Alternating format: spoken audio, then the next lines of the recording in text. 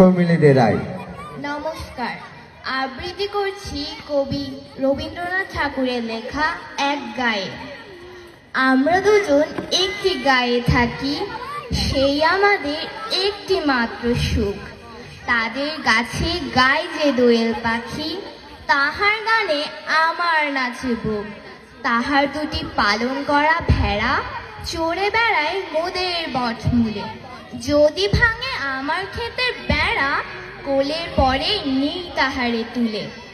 আমাদের এই গ্রামের নামটি খঞ্জনা, আমাদের এই নদীর নামটি অঞ্জনা। আমার নাম তো জানে গায়ের পাঁচজনে, আমাদের সেই তাহার নামটি রঞ্জনা।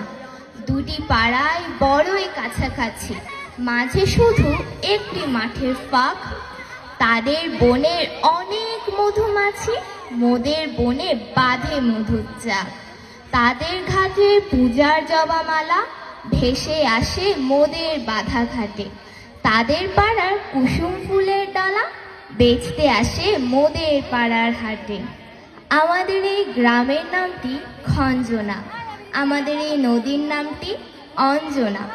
আমার নাম তো জানে গায়ের পাঁচজনে, আমাদের সেই তাহার নামটি রঞ্জনা।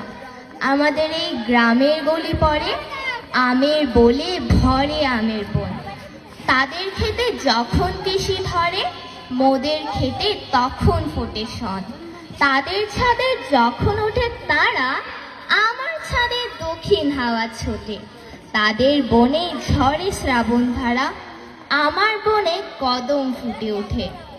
আমাদের এই গ্রামের নামটি খঞ্জনা, আমাদের এই নদীর নামটি অঞ্জনা।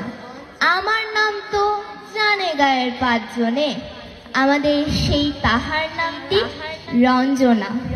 ধন্যবাদ, ধন্যবাদ, ধন্যবাদ।